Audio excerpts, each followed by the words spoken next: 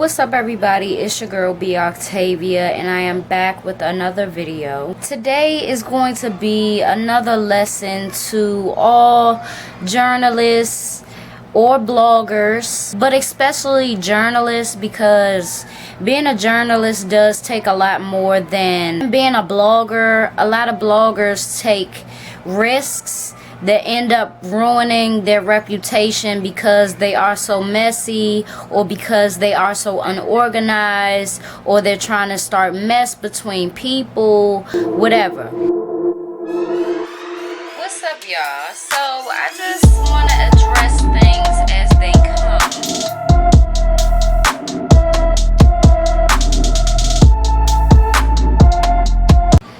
I noticed that more bloggers do that than journalists, and there is a difference to me. One huge difference is the thing that I just said, and there are many more. But bottom line, there are certain guidelines that we all have to follow. Number one, that being messy shit. Like, my thing is, you can put your opinion on it and call yourself a journalist or a blogger. But when it gets messy, or your opinion can be taken in a way to start a war, or, you know, it's very problematic, that's where the problem lies.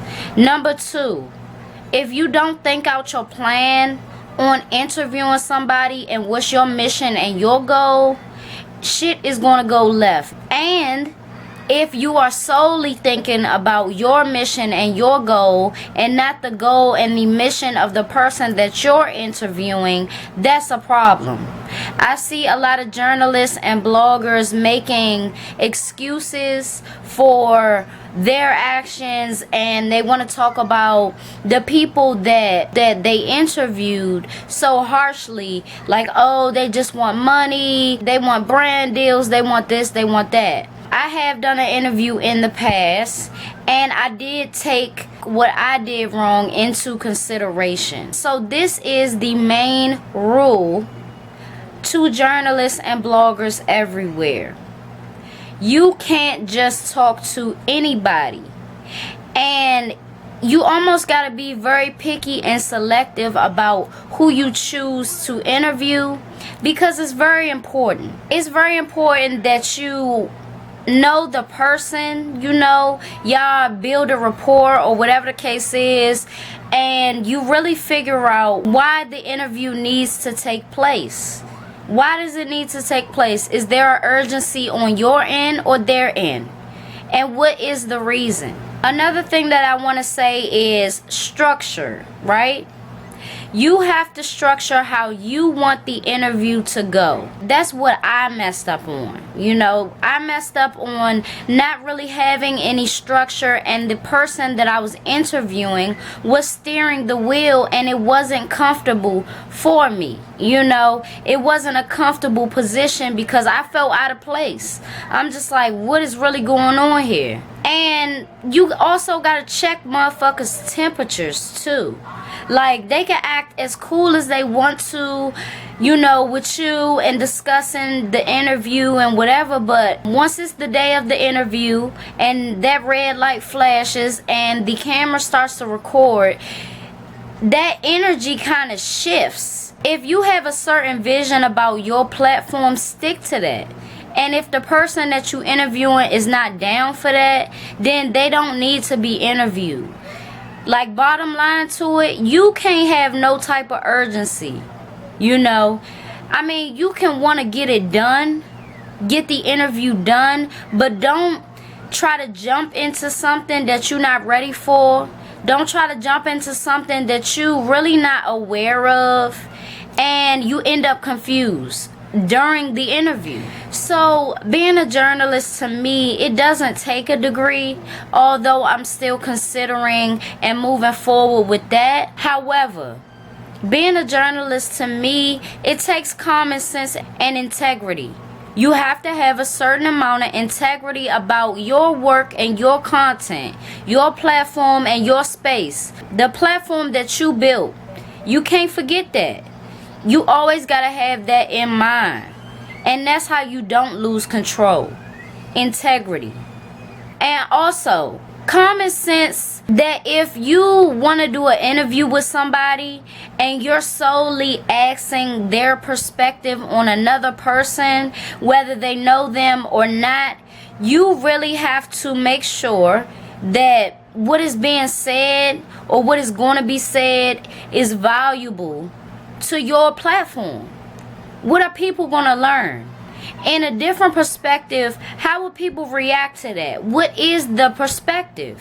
You have to know all of these things. In asking about other people, you can't just talk to anybody.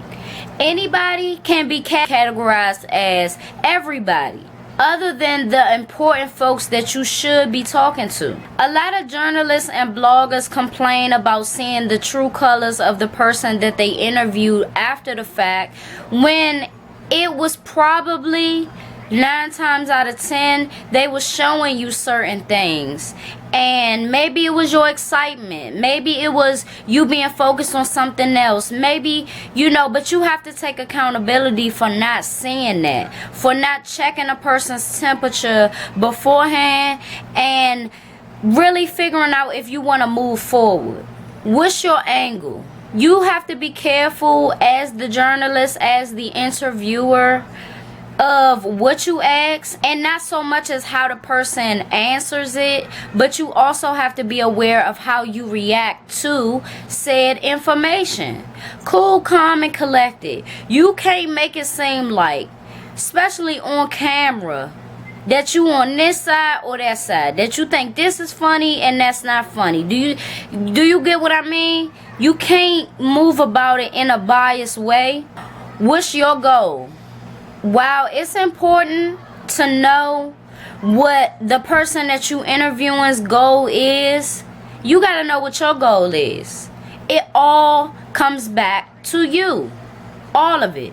What is your goal for your platform and for your viewers? Is it for them to learn something? Is it for them to laugh? Is it for them to be sad? Is it for them to want to grow, want to evolve? Motivation, self-preservation, or whatever the case is, you know what I mean? If you know that the content is irrelevant to what you building, why even give irrelevant people a shot? It's giving desperation to me. It's giving, oh, I need to do this for views or for this or for that. You must be picky. It has to make sense that you asking somebody with a valuable opinion. Something that can teach somebody something. Something that can make somebody who wasn't in good spirits be in good spirits. With a valuable opinion and perspective. An example of a platform that missed the mark recently is Comedy Hype. Now, no disrespect to Comedy Hype, but I seen this play out. I'm glad that I've chose to subscribe to pages that are worthy of me to talk about. And it's not just, me talking about them missing the mark. I'ma give them their flowers too, because even before that, their content has always been, top notch. They have several journalists that come on and broadcast. They have my mans from, what's his name? Damn it. But he was in BAPS. He from DC, so shout out to him. He's on there now. And they talk about comedian controversy. They talk about TV show controversy. Things behind the scenes that we didn't know. And they hold interviews for several different comedians and actors. So, shout out to Comedy Hype. I have not unsubscribed or nothing like that. It's just a bump in the road, and me as a journalist, I'm definitely taking notes for that. I'm taking notes and I'm learning.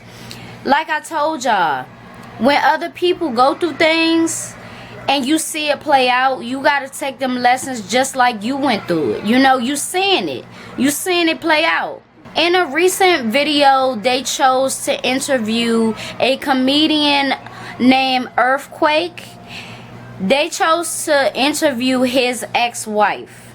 Now, in this interview, his ex-wife went into detail about their very short marriage and I guess where she is in life now. And being as though it was a short marriage, what I got from it is that she didn't get much. You know, if you got a short marriage, that means y'all ain't really go through well, I can't say that. I can't say y'all ain't go through too much, but it was short. So you thinking that you owed all this alimony and you don't get that, she probably mad. And to me, it was like she was hurt about not getting much out of the situation, you know, versus her marriage ending. So I felt bad for Earthquake. I didn't feel bad for her. You know what I mean? You got to pick yourself up at some point, make some money, start a business, do something, you know, or try to get back with him, you know, because you shouldn't still be talking about this man. Like, just stop talking about him and maybe your problems will go away as far as that is concerned. So their viewers reached out to them, was commenting, reacting to the video. They was telling Comedy Hype off, you know. They was telling them that they feel like they wrong for even interviewing Shorty, you know, for interviewing her and for actually dropping the video. You know, you can see that she wants something out of this. Anybody that was married to a nigga for 3 years and don't just move on and change their name back or whatever, you know, and move on. Something wrong. Earthquake himself actually had a conversation with Comedy Hype, and Comedy Hype explained that they basically they thought that it would be a good idea to get a different perspective, you know, of Earthquake, which would be no problem if it wasn't malice on her end, you know. And sure, you don't have to say all nice things about a person, especially if y'all had a nasty divorce or whatever, but at the same time, it's nothing good for her to say. You know what I mean? She didn't get much out of it. Lord knows what happened in the marriage. It was short. That's a waste of time. Like, girl, I don't even know why she did the interview. Maybe she, but we know why. We know why, you know.